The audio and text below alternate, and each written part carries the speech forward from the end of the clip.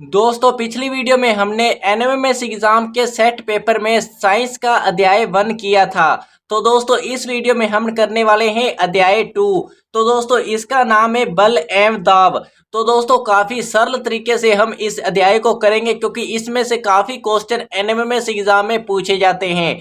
तो दोस्तों इस अध्याय को कंप्लीट करने के बाद हम लास्ट में इसके क्वेश्चन करेंगे, जिससे हम जानेंगे कि एनएमएमएस एग्जाम में किस टाइप के क्वेश्चन आते हैं, जिससे कि आप इस एग्जाम को आसानी से पास कर पाए। तो चलिए दोस्तों इस वीडियो को शुरू करते हैं। बल एवं दाब, फोर्स एंड प्रेशर। तो दोस्तों बल एक धक्का या खिंचाव है जो किसी वस्तु की स्थिति में परिवर्तन करता या परिवर्तन करने की प्रवृत्ति रखता है। बल का मात्रक क्या होता है? न्यूटन एवं डाइन के संबंध, इसे आप डायरेक्ट याद कर लीजिए। 1 न्यूटन बराबर होता है 10 की पावर 5 डाइन। तो आगे हम देखते हैं बल के प्रभाव। किसी वस्तु पर बल लगने के कारण उसमें उत्पन्न होने वाले प्रभाव निम्नलिखित है। ये तीनों प्रभाव आपको याद रखने हैं, ये आपके क्वेश्चन के ऑप्शन में दिए जा सकते हैं।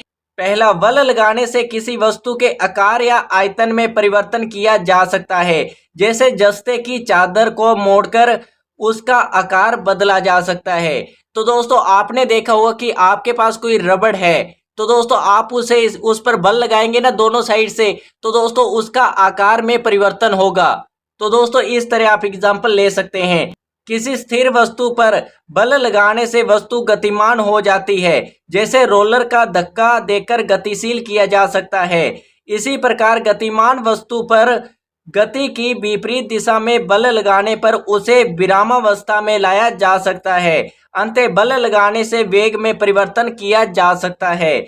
तीसरा, बल किसी वस्तु की गति की दिशा बदल सकता है। जैसे फुटबॉल पर ठोकर मारकर उसकी गति की दिशा को बदला जा सकता है।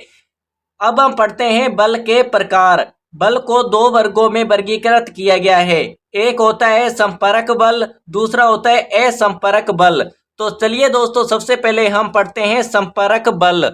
संपर्क में आई 2 वस्तुओं के बीच एक दूसरे पर समान तथा विपरीत दिशा में लगने वाले बल को संपर्क बल कहते हैं। इसको 2 वर्गों में विभक्त किया जा सकता है, पेशीय बल तथा घर्षण बल। आपसे पूछा जा सकता है कि पेशीय बल संपर्क बल है या फिर असंपर्क, तो आप कहेंगे संपर्क बल है। इसको आप याद रखना।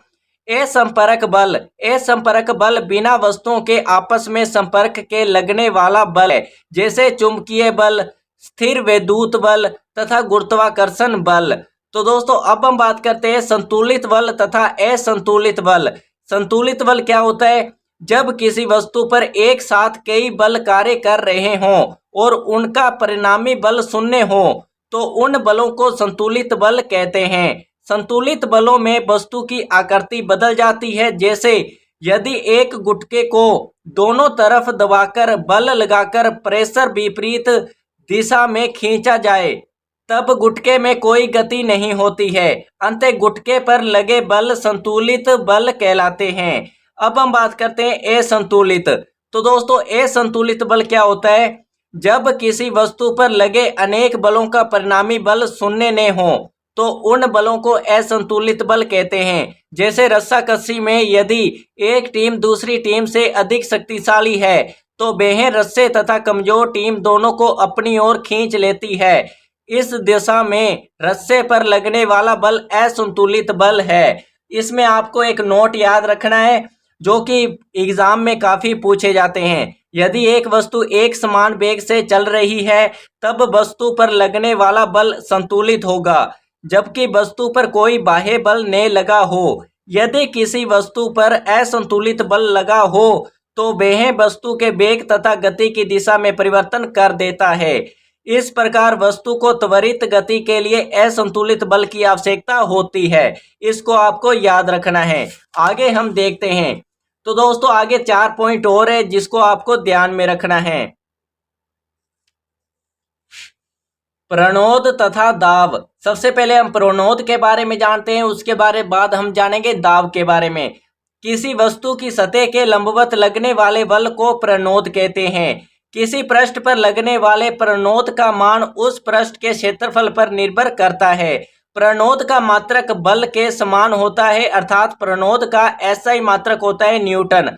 ये इंपॉर्टेंट है दोस्तों, प्रणोद का एसआई मात्रक क्या होता है? न्यूटन। प्रणोद एक सदिश राशि है।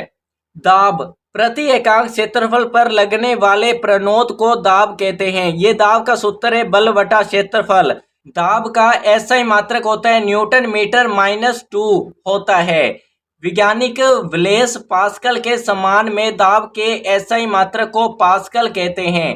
तो दोस्तों दाब का एसआई मात्रक क्या होता है? न्यूटन मीटर माइनस की स्क्वायर, और इसका दूसरा मात्रक होता है पास्कल। तो दोस्तों इसको पास्कल भी कहते हैं और ये भी कहते हैं। एक पास्कल में क्या होता है? 1 न्यूटन मीटर -2। एक ही बल कम क्षेत्रफल पर लगने पर अधिक दाब उत्पन्न करता है तथा अधिक क्षेत्रफल पर लगने पर कम दाब उत्पन्न करता है। तो चलिए दोस्तों आगे हम जानते हैं दाब के दैनिक जीवन में कुछ अनुप्रयोग। ये पॉइंट काफी इंपॉर्टेंट है, इनको आप याद कीजिएगा। बैग तथा सूटकेस के हत्थे चौड़े बनाए जाते हैं जिससे हाथों पर कम दाब लगता है। भवनों की नींव चौड़ी बनाई जाती है जिस कारण धरातल पर कम दाब लगता है। रेलवे की पटरियां सीमेंट या लोहे के तख्तों पर बनाई जाती है जिसके द्वारा रेलगाड़ी द्वारा प्रदत्त दाब बड़े क्षेत्र पर फैल जाता है और दाब घट जाता है। तो चलिए दोस्तों आगे हम देखते हैं। सुइयां, आलपिन आदि आगे से तीखी बनाई जाती है जिसके कारण क्षेत्रफल कम हो जाता है और दाब बढ़ जाता है। तरलों में दाब, द्रवों या गैसों का सम्मिलित रूप तरल कहलाता है। ठोस अपने भार के कारण किसी सतह पर दाब लगाता है। इसी प्रकार तरल में भी भार होता है तथा वे जिस बर्तन में रखे जाते हैं उसके धार तथा दीवारों पर दाब लगाते हैं। किसी बर्तन में रखे तरल के किसी बिंदु पर लगने वाले दाब सभी दिशाओं में बिना घटे संचरित हो जाता है। गैसों को जिस पात्र में रखा जाता है वह उसी पात्र की दीवारों पर दाब डालती है। आगे ये इंपॉर्टेंट है दोस्तों, द्रव के दाब का सूत्र क्या होता है दोस्तों? P बराबर HdG। P का मान क्या है? दाब। P बराबर क्या होता है? दाब। H को क्या कहते हैं? द्रव की गहराई। D का क्या है? द्रव का घनत्व। और G होता है गुरुत्वीय त्वरण। गहराई बढ़ने के साथ द्रव का दाब बढ़ता है। आपको क्वेश्चन में पूछा जा सकता है कि गहराई बढ़ने के साथ द्रव का दाब बढ़ता है या फिर घटता है? आप कहेंगे बढ़ता है। आगे हम बात करते हैं वायुमंडलीय दाब। ये हमारा लास्ट पॉइंट है। पृथ्वी के चारों ओर गैसों का सघन आवरण वायुमंडलीय कहलाता है। वायुमंडलीय द्वारा आरोपित दाब वायुमंडलीय दाब कहलाता है। पृथ्वी की सतह पर वायुमंडलीय दाब अधिकतम तथा ऊपर जाने पर घटता है। वायु में आर्द्रता की वृद्धि के कारण वायुमंडलीय दाब बढ़ता है। वायुमंडलीय दाब का एसआई मात्रक होता है न्यूटन पर मीटर स्क्वायर या फिर पास्कल। एक एटीएम बराबर ये दोस्तों इंपॉर्टेंट है ये वाला। एक एटीएम का मान होता है 1.01 इंटू 10⁵ न्यूटन पर मीटर स्क्वायर। वायुमंडलीय दाब का मापन बैरोमीटर या वायु दाब मापी द्वारा किया जाता है। तो दोस्तों आपसे पूछा जा सकता है कि वायुमंडलीय दाब का मापन किस में करते हैं? बैरोमीटर में करते हैं और वायु दाब मापी में करते हैं। ये आपके ऑप्शन में देखा जा सकता है।